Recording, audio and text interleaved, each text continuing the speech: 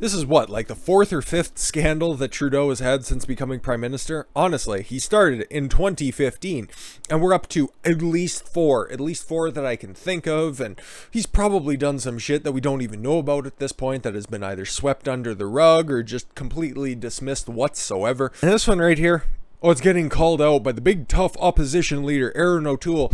Oh, we need to stop the corruption in liberal Ottawa, and people are tired of it. Okay, fucking back up your words, stupid. Conservative Party leader Erin O'Toole issued a following statement on Thursday regarding Prime Minister Justin Trudeau's failure to fire Minister of National Defense, don't know how to say that, Harjit Sajjan? Sure. Trudeau won't fire Minister Sajjan, and Minister Sajjan won't resign. Canadians want the scandals, corruption, and cover-ups that have taken root in liberal Ottawa to end. Thanks, pal.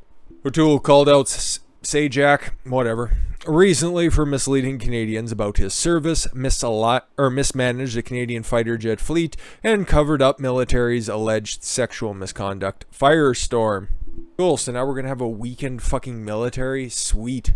The only thing that we could really hang our hats on, something that was actually of pride, was our Air Force. And now you can just add that to the things that the Trudeau government has systematically taken apart. Terrific. Terrific. But at least there's diversity in this cabinet, right? The decision to fire Minister Harjan, I'll go with his first name, will ultimately be made by voters. Oh my God, why? Why?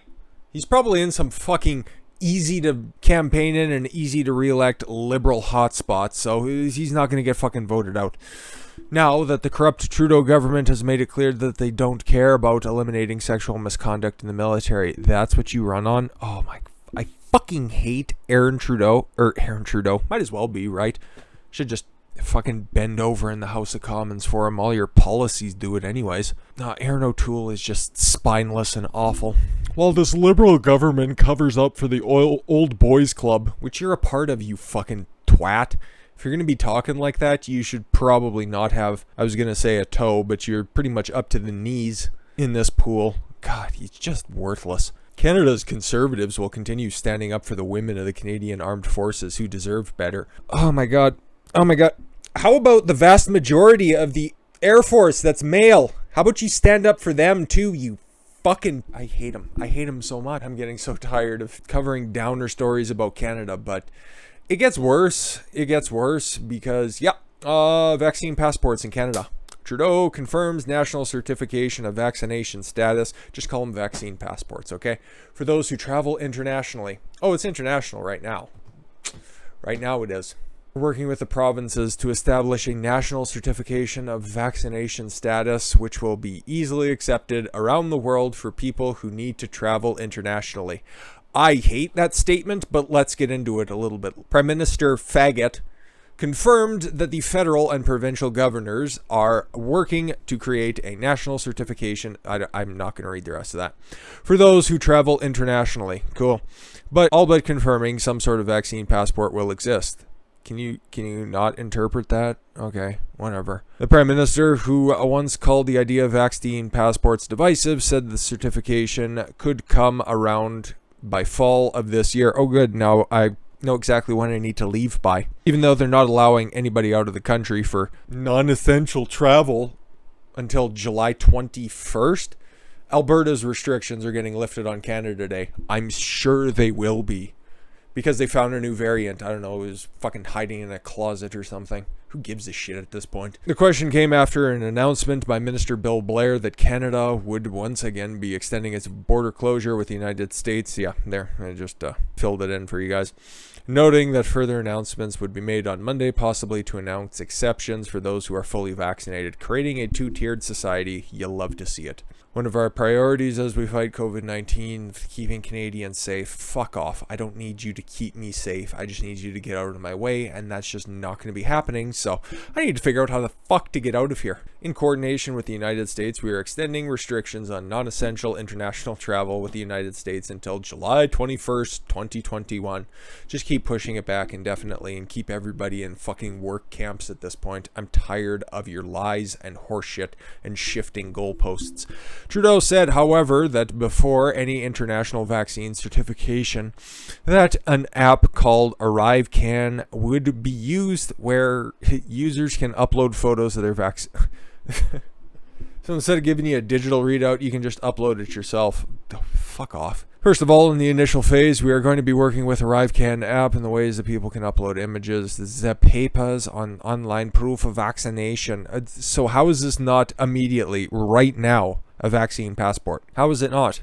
Okay, you have to show some sort of documentation to get onto a plane to do any sort of traveling, and they can refuse you from traveling if you're not vaccinated, so it's in effect right now. We want to make sure that we're both protecting privacy and protecting jurisdiction. No, you don't. You don't care about that. Just like you said before, about a year ago, vaccine passports are divisive. Don't worry about that. And now you're thinking that you need to be looking after people's privacy and their jurisdiction? Fuck off. But getting a clear federal notification that other countries can see that we have, oh yes, just becoming globalists, we get it.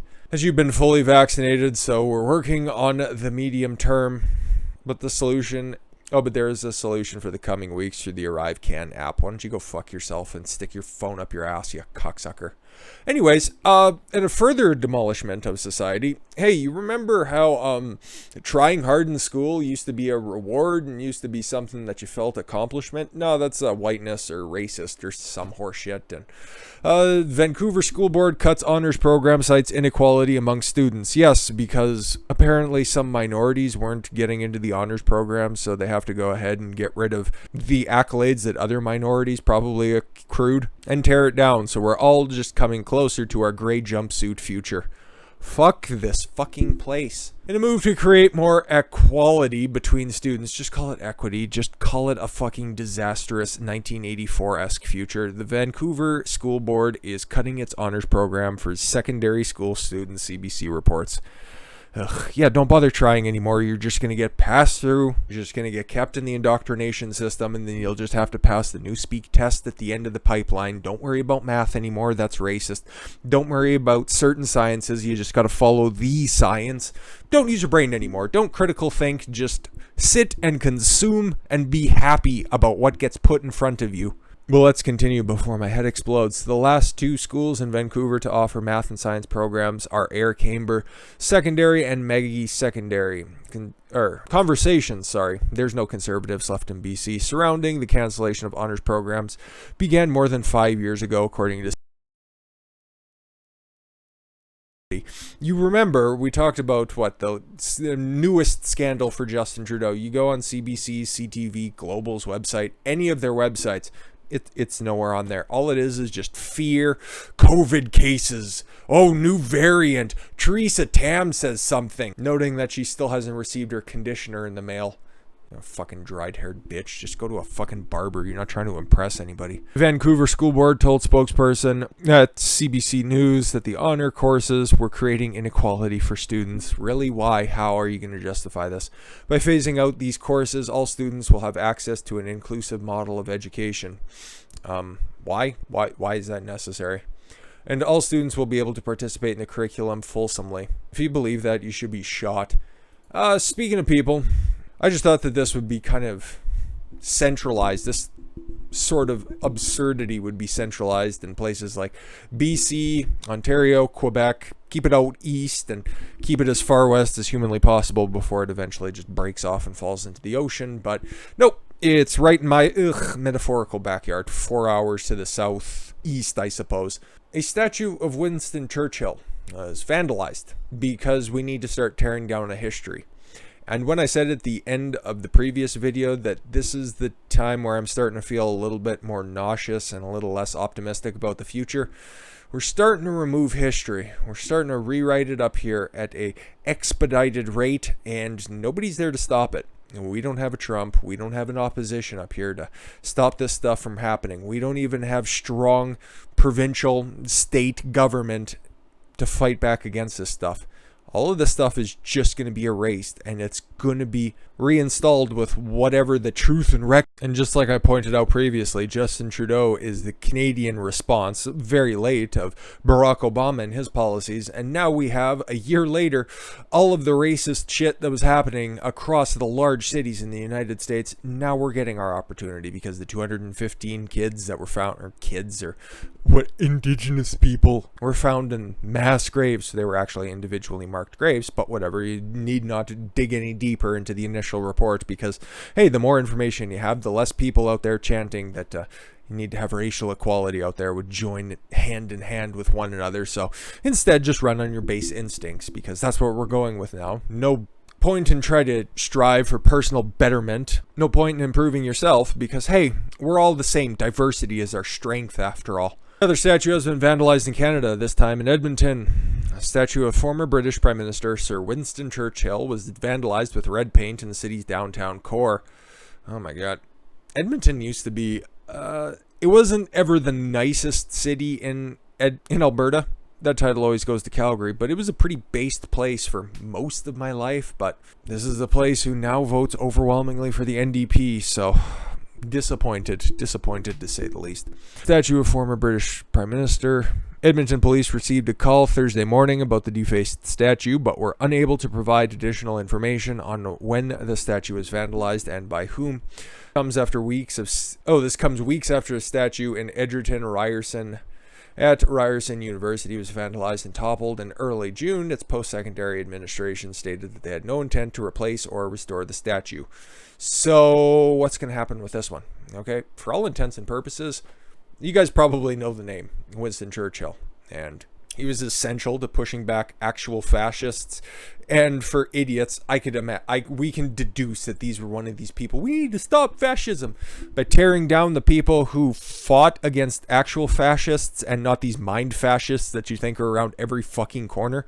There's not a Nazi in Alberta. There might be two, maybe, and they're fucking 80, 90 years old. They don't matter. The people that you're trying to fight are up here between your ears. No, it's just easier to buy some fucking red paint at Home Depot. I would have said totem, but that's not a thing anymore, probably because it's racist, to go down to Rona and get some fucking trim-clad red paint and splash it on somebody who did something exceptionally great.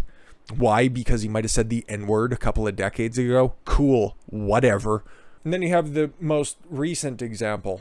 And this one, this one bothers me quite a bit. And this is the source of my concern, because this one was voted on. And this is our fundamental history. This is akin to removing a George Washington statue from Philadelphia. Okay? Okay. Sir John A. Macdonald statue removed from Kingston City Park. As Friday morning sun was coming up, the statue of Sir John A. Macdonald was coming down. First Prime Minister of Canada. He was there at the founding. Now his statue was voted to be removed. Kingston City Council voted 12-1. That's what's so troubling about this. Kingston was originally the capital city of Canada. Okay, before it became Ottawa, before Ottawa was even a thing. The place where we looked to govern Upper and Lower Canada was Kingston. And now they're getting rid of the guy who used to hang his hat there. Okay. The decision comes in the wake of a horrific discovery in Kamloops, BC. The statue was officially taken down by city crews at approximately 9 a.m. this morning. Happy to do their job. We're just following orders, and is being carried away from the city park on a flatbed trunk. Might as well put him in a trunk. Fucking bury him out in the forest. Council decided to stash the statue in storage for the time being and could potentially relocate it to McDonald's graveside at Katari Cemetery. Along with the statue, Sir John A. Macdonald Public School will be removing McDonald's name from the school at the end of June and will begin the renaming process at the beginning of the next school year. Yeah, cool. That's great. Yeah, just get rid of the history. Get rid of it all, of course, yeah. We live in new times. This is current year, after all. They've already passed their insane voting laws, so we're just going to go ahead and have a redux of 2020 up here again, and we're just going to have a never-ending procession of Justin Trudeau and all of his policies. And all of this is what it's wrought. He's never going to be held accountable for any of his previous actions. His destructive ideas are going to be allowed to reign supreme across all of the land. And guess what? You're going to be thankful to get that jab in your arm, because he's going to be mandating it, all because it's out of love. God damn, what a whole host of really uplifting content for a Friday. But I don't know, it's supposed to be a nice day out here, or at least a nice weekend, so way to kick it off, I suppose.